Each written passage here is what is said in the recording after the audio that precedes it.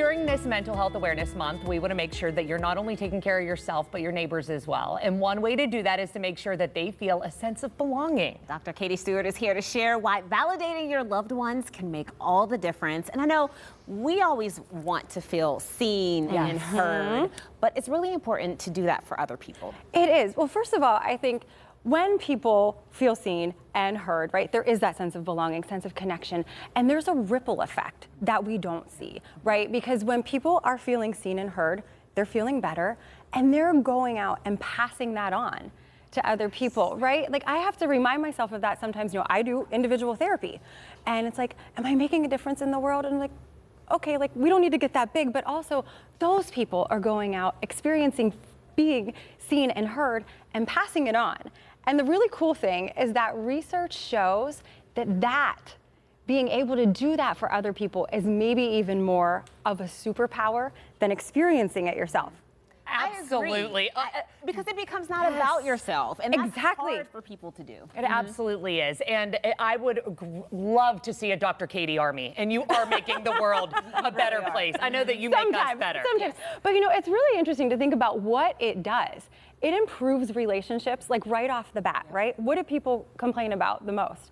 You're just not listening to me. You don't see me. Okay, so I'm not talking to all men. I'm just saying that sometimes men may have a hard time sitting down and being the people to hear. Yes. How can you truly make people feel seen and heard? And I know women it's tough to do this too. We're all busy, we're all going here and there, and you want to make sure that your attention's to them. So it's about validating, right? But people get confused about what validating is. It's not praise. It's not, here's a big one.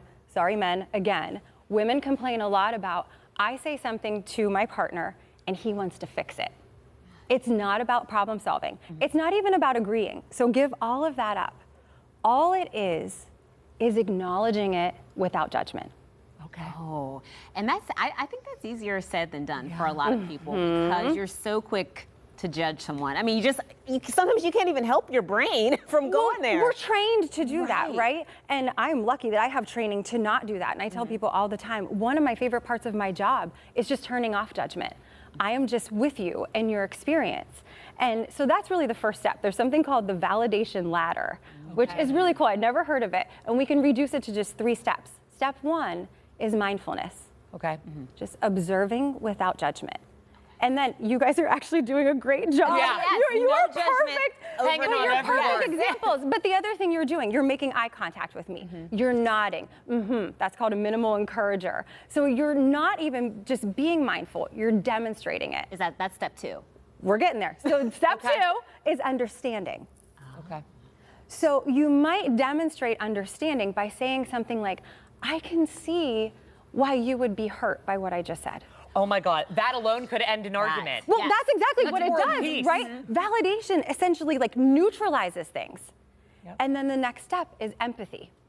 So that is entering the other person's emotional experience. We're not just observing anymore. We're coming into it. And it might be something like, Mikey, I am so angry that that person did that to you. But we have to be really careful about this one, going back to what Mikey said, because it's not about us. It's about that other person. And it can be really, really tempting to go into telling a story about, well, I know I felt the same way. Oh sorry, Cal. You know, when this person did that. You think you're helping them, right? By saying that, hey, I went through this. I'm in this with you. But that's actually narcissistic responding. So we need to be in that moment with that person's experience. Now, I will say there's one time when it can be helpful, and that's when shame is the primary emotion. Sometimes it feels good for that person to say, oh, I did the same thing to my kid yesterday. You know, I felt terrible about it, and then you process it together.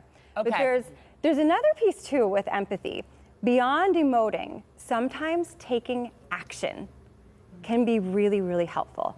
So if I see Kelly struggling to get to this studio, that studio, running the kids here, there, making dinner, I'll say, you know what, Kel? I see how hard you're working, and that must be exhausting. I'm making dinner tonight.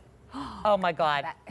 You're But here's the thing, you have to follow through. Yes. Right, and you have to make sure you're not stepping on anyone's toes. So that taking action can be a little bit risky, but if you've gone through mindfulness, understanding, you're still there, it's usually pretty clear what action you can take. So simple that can change her entire day. Totally. So Mikey's making dinner for you today. Perfect.